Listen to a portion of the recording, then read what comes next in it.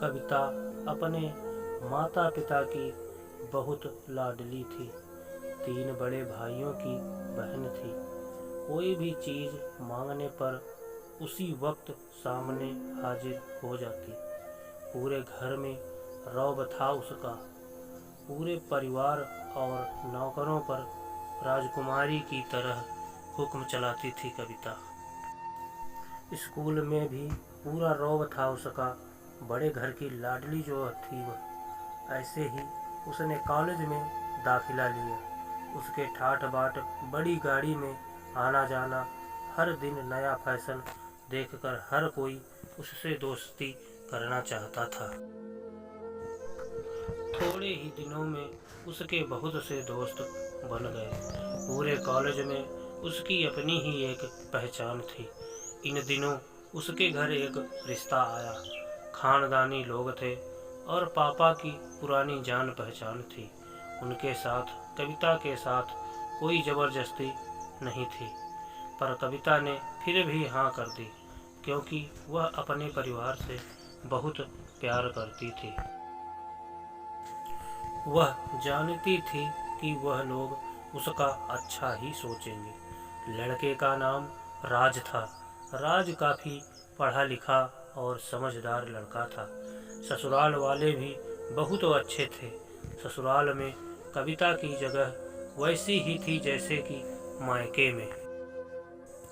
कोई भी कार्य कविता की सलाह के बिना नहीं होता था।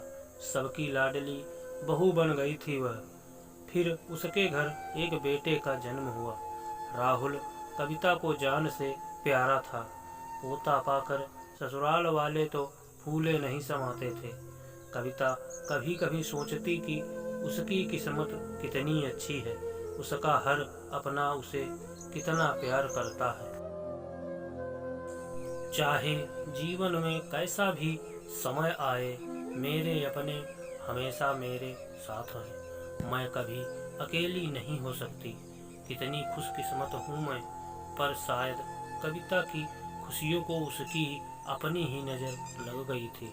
एक दिन वह मायके जाने की जिद कर बैठी। राज को बहुत काम था, लेकिन वह फिर भी उसे ले गया। रास्ते में उनकी गाड़ी अन्य गाड़ी से टकरा गई। कविता, राज और राहुल बहुत बुरी तरह से जख्मी हो गए। काफ़ी दिनों के इलाज के बाद राज और राहुल तो ठीक हो गए, लेकिन कविता पूरी तरह ठीक न हो सकी।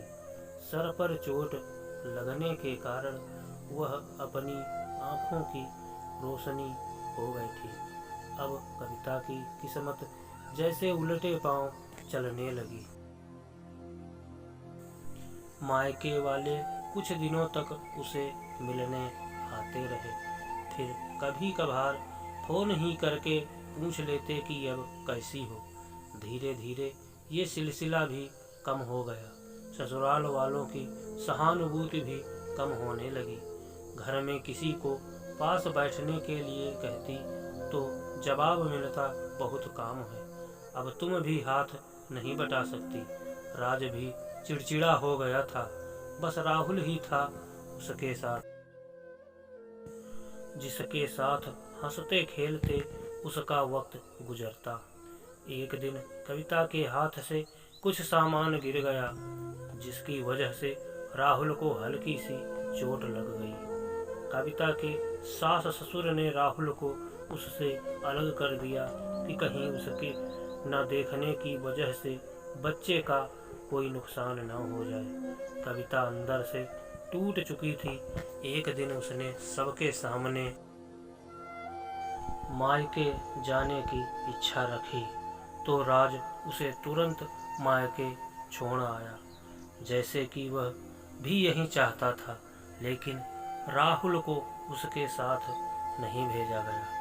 कविता कभी राहुल से दूर नहीं रही थी, पर अपनी कमी के कारण उसने ज़्यादा बहस नहीं की। कविता को लगा कि वह 3-4 दिन वहाँ रहेगी तो थोड़ा हवा पानी बदल जाएगा, क्योंकि वह कितने दिनों से कहीं भी बाहर नहीं गई थी। घर वाले भी इतने दिनों बाद उसे देखकर कितने खुश होंगे। कविता के घर पहुंचने पर सब लोग बहुत खुश हुए। खाने में सब कुछ कविता की पसंद का ही बना था। उसने अपने मम्मी पापा और भाई भाभीियों से दिल खोल कर बातें की। उनके छोटे छोटे बच्चे भी बुआ के साथ घुल मिल गए थे। रात को सोने के वक्त जब वह कपड़े बदलने लगी तो उसे पता चला कि उसका बैग तो बहुत भरा हुआ था। वह सब समझ गई। वह बहुत उदास हो गई। कुछ दिनों तक तो सब ठीक रहा। फिर जैसे सब बदलने लगा, सबका व्यवहार बदल रहा था। वह लोग जैसे थक चुके थे उससे। सब लोग घुमा फिरा कर पूछने लगे कि राज कब आ रहा है, उसे ले जाने। वह बहाना बना देती, जबकि वह जानती थी कि उस घर में अब उसके लिए कोई जगह नहीं। कविता से चलते वक्त कुछ ना कुछ नुकसान हो जाता। थोड़ी बहुत टोका टाकी उसे सुनाई देती, वह टाल देती। एक दिन उसके हाथ से लगकर एक कीमती फूलदान टूट गया। छोटी भाभी ने बहुत हंगामा मचाया। कविता के माता पिता रोज रोज के झमेलों से तंग आ गए थे। उन्होंने राज को खुद से फोन कर दिया। राज कविता को अपने घर ले। कविता को अपने परिवार वालों से ये उम्मीद न थी। जिस कविता के कहे बिना घर में एक पत्ता भी नहीं हिलता था, उस घर के लिए वह अब बोझ बन चुकी थी। राज के साथ ससुराल आते वक्त वह बहुत खुश थी, क्योंकि वह अपने घर जा रही थी, अपने जिगर के टुकड़े राहुल के पास। परंतु यह खुशी भी कुछ पल की ही थी। सारा बंदोबस्त पहले ही किया हुआ था। कविता को सीधे ऊपर वाले कमरे में पहुंचा दिया गया। राहुल से दूर रहने की सख्त चेतावनी दी गई। एक काम वाली लता को उसकी जिम्मेदारी सौंपी गई, जो उसके खाने पहनने जैसी जरूरतों का ध्यान रखती। कविता ज्यादातर चुप ही रहती। कभी कभी काम वाली लता से थोड़ा बतिया लेती, जिसके जरिए राहुल का पता चल जाता।